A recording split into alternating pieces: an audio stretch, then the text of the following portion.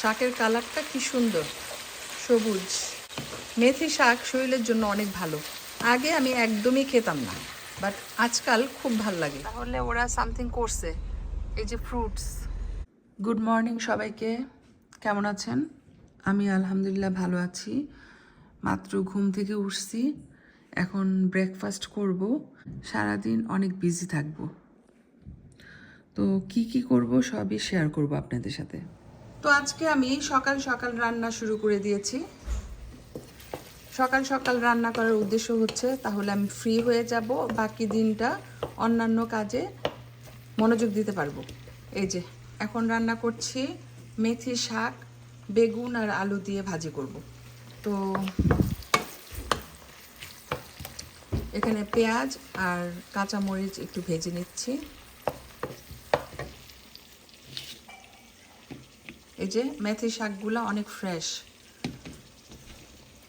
দেশি সবুজ কালারের বেগুন আর আলু দিয়ে এই মেথি শাকটা ভাজি করব এখন।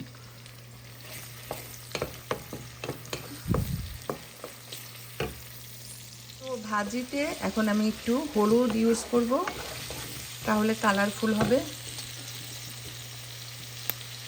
সামান্য একটু হলুদ দিচ্ছি আর পরিমাণ মতো লবণ। ব্যাস, এখন নেড়ে চেড়ে ঢেকে রাখবো। আর যখন বেগুন আলু নরম হয়ে আসবে তখন আমি শাকটা দিয়ে দিব। এই যে খুবই সুন্দর শাক, অনেক ফ্রেশ। তো এই যে বেগুন আলু মোটামুটি সিদ্ধ হয়ে গেছে, এখন আমি এই মেথি শাকগুলো দিয়ে দিচ্ছি। একদম নরম হয়ে অল্প হয়ে যাবে, শাকের এটাই বৈশিষ্ট্য। মেথি শাকটা আমার আজকাল খুব ভাল লাগে, তো এটাকে আমি এখন নেড়ে চেড়ে মিশিয়ে দিব। শাকের কালারটা কি সুন্দর, সবুজ, ভীষণ ফ্রেশ। মেথি শাক শরীরের জন্য অনেক ভালো। আগে আমি একদমই খেতাম না, বাট আজকাল খুব ভাল লাগে। মুখের রুচি চেঞ্জ হয় শাকটা খেলে। তো এটাকে আমি নেড়ে চেড়ে মিশিয়ে আবার ঢেকে রাখবো 5 মিনিটের জন্য।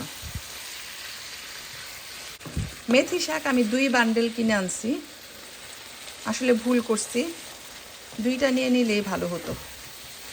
একটা নিচ্ছি, সেজন্য শাক একদম অল্প হয়ে গেছে। এনিওয়েজ, আমি একা খাবো, সো হয়ে যাবে। এই ধরনের খাবার বাসার কেউ খায় না আমি ছাড়া। তো এটাকে আমি 5 মিনিট ঢেকে রাখবো, তারপরে চুলাটা অফ করে দিব। তো এই যে দেখেন মেথি শাক ভাজি হয়ে গেছে, বেগুন আর আলু দিয়ে করছি। কেমন হয়েছে ভাজিটা অবশ্যই জানাবেন। শাকের কোনো চিহ্নই নাই মানে সব একদম মিলে মিশে বেগুনের সাথে একদম মিশে গেছে, কি বলবো আর। এই যে দেখেন অল্প অল্প শাক, অথচ দেওয়ার সময় অনেক শাক ছিল। মজা করে খাবো। অনেক তিতা, একটু ট্রাই করছিলাম, ভীষণ তিতা, করলার মতো, বাট এরকম খাবার আমার ভালো লাগে খেতে। এখন আমি এটাকে ঢেকে রেখে দিব। তো আমি এখন একটু ফ্রন্টের দিকে আসলাম। এই যে দেখেন খুবই সুন্দর ওয়েদার। তো আজকে আমি সারাদিন বিভিন্ন কাজে ব্যস্ত থাকব, কারণ আমাদের প্ল্যান হচ্ছে কালকে ইনশাল্লাহ আমরা মন্ট্রিয়ালে যাব একটা বিশেষ কাজে। তো যদিও কালকে আমার জব আছে, জবের থেকে বাসায় আসবো দুপুরে, ওইটার পর বের হব। তো মন্ট্রিয়ালে যাওয়ার উদ্দেশ্য হচ্ছে একটা ইম্পর্ট্যান্ট কাজ পড়ে গেছে, আমাদের যেতেই হবে, ইমার্জেন্সি। তো আজকের দিন সুন্দর, আজকে যেতে পারবো না। কালকে আমার সকালে কাজ আছে, দুপুরে বাসায় আসব। হাজব্যান্ড সকাল থেকে মিটিংয়ে থাকবে, দুপুরের মধ্যে ওর মিটিংগুলো শেষ হয়ে যাবে। বাচ্চারা ঘুম থেকে উঠে রেডি হবে, আমি কাজের থেকে বাসায় আসব, এসে রেডি হব, তারপর আমরা বের হব। তো দুপুরের পরেই বের হতে হবে আগামীকাল। তো যেতে অনেক সময় লাগবে, কারণ আমরা বাই রোডে যাব। বাই রোডে 550 কিলোমিটার ওয়ান ওয়ে, তো অনেক লং ডিস্টেন্স, সময় লাগবে 6 থেকে 7 ঘন্টা। তো হাজব্যান্ড ড্রাইভ করবে, পাশাপাশি বড় ছেলে ড্রাইভ করবে, সমস্যা হবে না। গাড়িতে আমরা চারজনই ড্রাইভিং জানি, তো ভাগ করে করে ড্রাইভ করতে পারবো। আমি যদিও করব না হাইওয়েতে, ইচ্ছা নাই, রেস্ট করব গাড়িতে, কিন্তু বড় ছেলে আর হাজব্যান্ডই বেশিরভাগ টাইম ড্রাইভ করবে। 50-50 ভালোই হলো, 2জন ড্রাইভার আছে। তো তো কালকে যদি যাই, রাত্রে যেয়ে পৌঁছবো। সকাল থেকে, তারপরের দিন সকাল থেকে আমাদের যে কাজটা করার কথা বা যে কাজটার জন্য আমরা যাচ্ছি সেটার জন্য আমরা বিজি থাকব।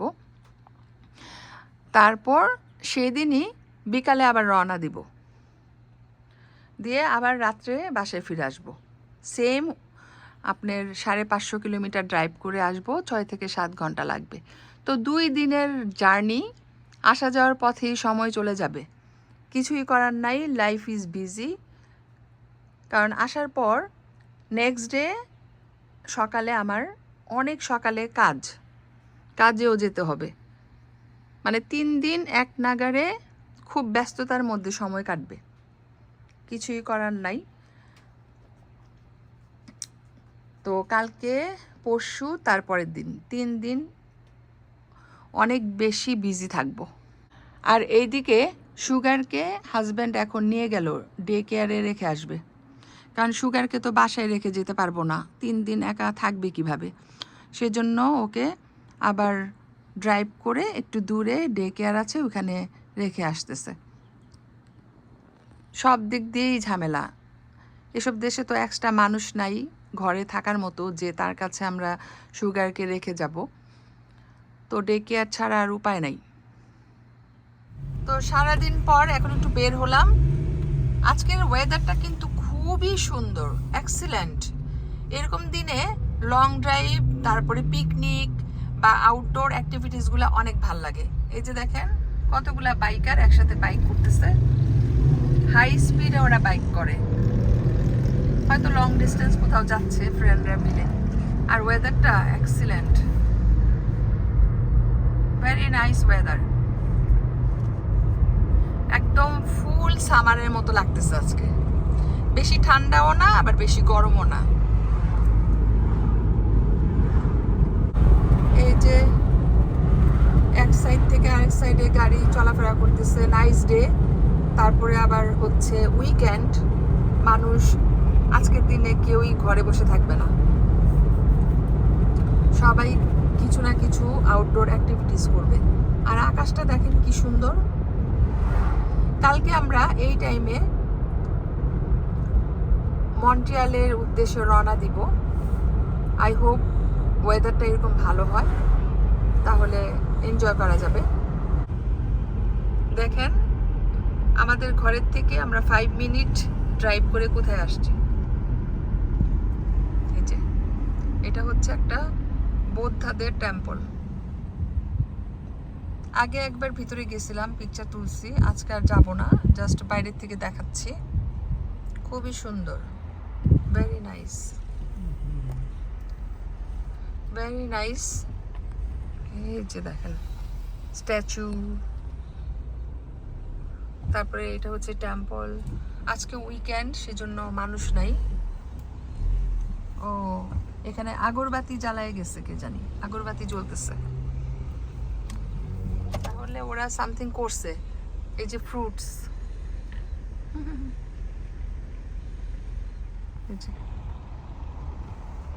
বৌদ্ধদের টেম্পল। জায়গাটা সুন্দর, নিরিবিলি, একদম দুই পাশে অনেক সবুজ গাছপালা দিয়ে আবৃত। আমরা জাস্ট একটা ড্রাইভে বের হইছি, তাহলে ভালো লাগে, সময়টা কাটে। তো আমরা ড্রাইভ করতে করতে একটা স্মল টাউনের দিকে চলে আসছি, খুবই সুন্দর। দেখেন এটাকে স্মল টাউন বলে। তো এই টাউনগুলা অনেক ওল্ড হয়। এই যে দেখেন ঘরবাড়িগুলো দেখলেই বুঝবেন, ছোট ছোট ঘরবাড়ি, ওল্ড টাউন। তো ড্রাইভ করতে করতে অনেক দূর চলে এসেছি। এই যে দেখেন কাশবন। আমাদের দেশে এই কাশবনে ছবি তোলার জন্য মানুষ পাগল থাকে।